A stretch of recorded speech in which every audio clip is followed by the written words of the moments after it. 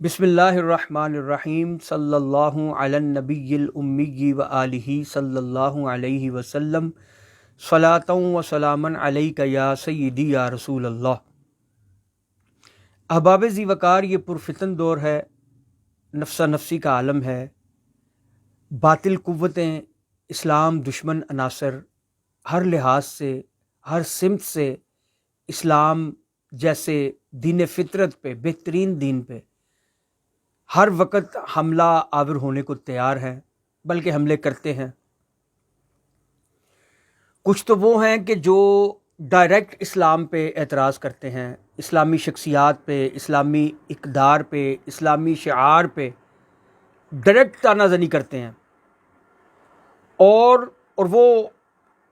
باطل مذاہب ہیں، دوسرے مذہب ہیں جو اسلام کے خلاف بولتے ہیں۔ اور ایک طریقہ اور وتیرہ ان کا یہ ہے کہ انہوں نے اسلامی وضاقتہ رکھنے والے مسلمانوں کا روپ دھارے ہوئے لوگ خریدے ہیں۔ وہ بھی ڈائریکٹ اسلام پہ حملہ نہیں کرتے، کیونکہ اگر وہ ڈائریکٹ اسلام پہ حملہ کریں گے تو لوگ ان کو پہچان جائیں گے، ان کی حقیقت سے واقف ہو جائیں گے اور ان کے قریب بھی نہیں پھٹکیں گے۔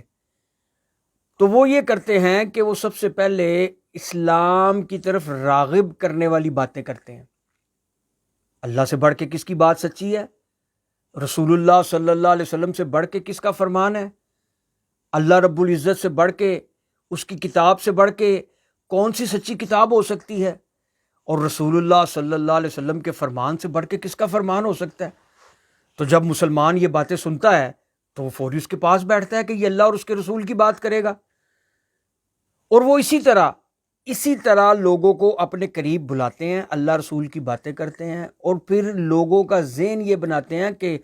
نبی کریم صلی اللہ علیہ وسلم کی ذات ایسی ذات ہے کہ حضور علیہ الصلوۃ والسلام پہ تنقید نہیں ہو سکتی۔ کون مسلمان ہے جو اس کو قبول نہیں کرے گا؟ اس بات کو ہر مسلمان قبول کرے گا۔ تو کون ہے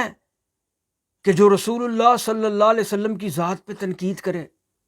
واحد، پوری کائنات میں واحد اللہ رب العزت کے انبیاء ہیں کہ جن پہ تنقید نہیں کی جا سکتی،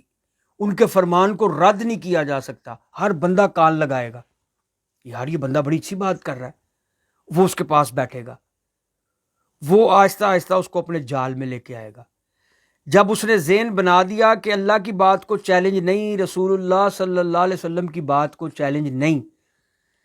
جب اس نے لوگوں کا ذہن یہ بنا دیا، تو اب آہستہ آہستہ وہ صحابہ کرام علیہم الرضوان کی ذاتوں کو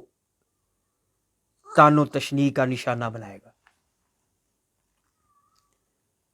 اور لوگ اس کی بات سنیں گے۔ کیوں سنیں گے؟ کیونکہ وہ پہلے ذہن بنا چکا ہے کہ تنقید اللہ رب العزت پہ نہیں ہو سکتی، نبی کریم صلی اللہ علیہ وسلم کی ذات پہ تنقید نہیں ہو سکتی، آپ کا فرمان رد نہیں کیا جا سکتا۔ باقی تو سب انسان ہے نا، غیر نبی ہیں،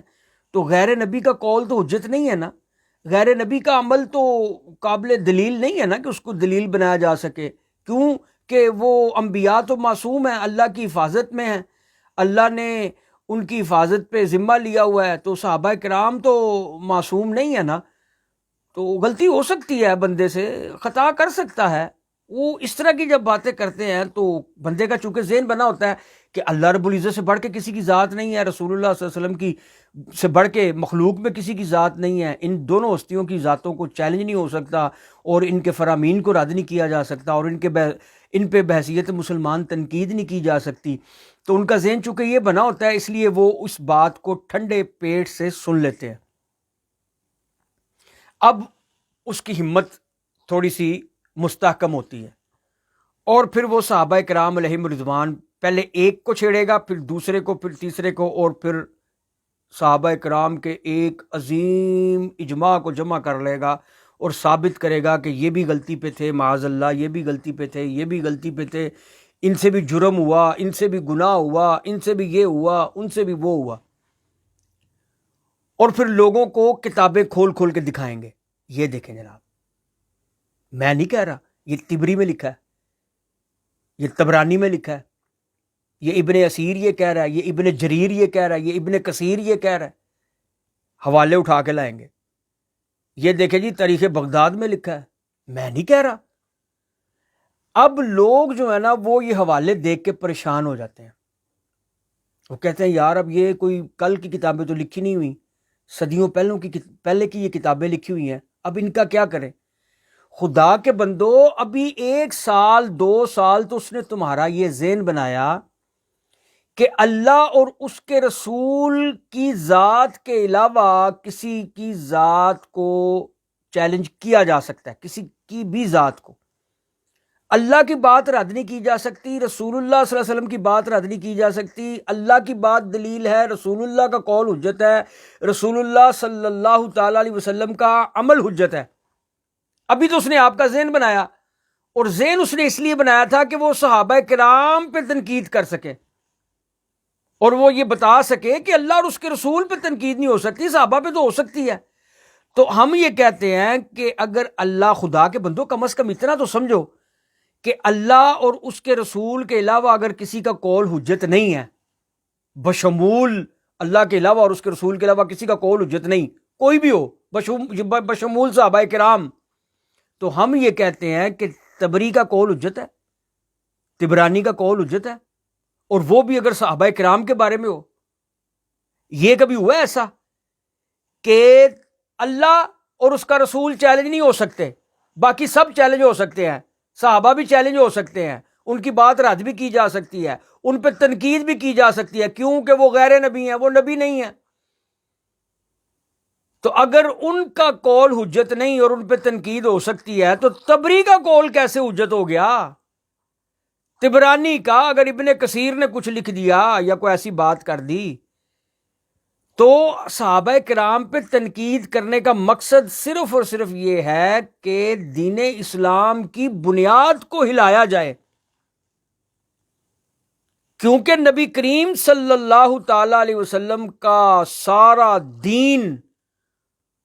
اور آپ صلی اللہ تعالی علیہ وسلم کی ساری ہمت و محنت آپ نے جناب سیدنا ابو بکر صدیق رضی اللہ تعالیٰ عنہ کے کندھوں پہ رکھی ہے، سارا مذہب۔ اور ابو بکر صدیق رضی اللہ تعالیٰ عنہ نے جب وہ بوجھ اٹھایا تو تمام صحابہ کرام نے ان کی تائید و حمایت کر دی، تمام صحابہ کرام نے جتنے اس وقت زندہ تھے انہوں نے تائید کر دی، کسی ایک نے بھی انکار نہیں کیا۔ تو اس کا مطلب یہ ہوا کہ حضور علیہ الصلوۃ والسلام کا سارا دین صحابہ کرام علیہم رضوان کے کندھوں پہ ہے۔ انہوں نے کاوشیں کر کے، انہوں نے اپنے گھروں کو، اپنی اولادوں کو، اپنے رشتوں کو، نعتوں کو، کاروباروں کو، اپنے وطن کو، ہر چیز کو جناب محمد مصطفیٰ صلی اللہ تعالی علیہ وسلم کی دین کی تبلیغ پہ قربان کیا، اور میدان عمل میں آئے۔ اب اگر کسی ایک صحابی کو بھی آپ چیلنج کریں گے اور دلیل بنائیں گے تبری طبرانی کو، تو اللہ رب العزت کا فرمان کہاں جائے گا جو کہ چیلنج نہیں ہو سکتا؟ رسول اللہ صلی اللہ علیہ وسلم کا فرمان کہاں جائے گا جو چیلنج نہیں ہو سکتا؟ وہ جو ابھی تنقید کرنے والا پہلے کہہ رہا تھا کہ اللہ اور اس کے رسول سے زیادہ سچی بات کسی کی نہیں ہے، تو قرآن مجید فرقان حمید میں اللہ رب العزت نے جو یا ایھا الذین آمنوا کہہ کے پکارا ہے، وہ سب سے پہلے مخاطب اس کے کون ہے؟ اے ایمان والو۔ جب اللہ رب العزت یہ ان آیات کا نزول فرما رہا تھا یا ایھا الذین آمنوا، تو اس وقت وہ ایمان والے کون تھے جن کو اللہ تعالیٰ یہ فرما رہا تھا؟ اس کے مخاطب کون تھے؟ وہ صحابہ کرام ہی تو تھے جن کو اللہ رب العزت ایمان والے فرما رہا ہے۔ اللہ رب العزت جل مجدہ الکریم نے جب کہا کہ میں نے ان کی جانوں کو خرید لیا، وہ کون تھے جب ان آیات کا نزول ہو رہا تھا؟ تو وہ اس وقت موجود تھے جن کی جانوں کو خریدا گیا۔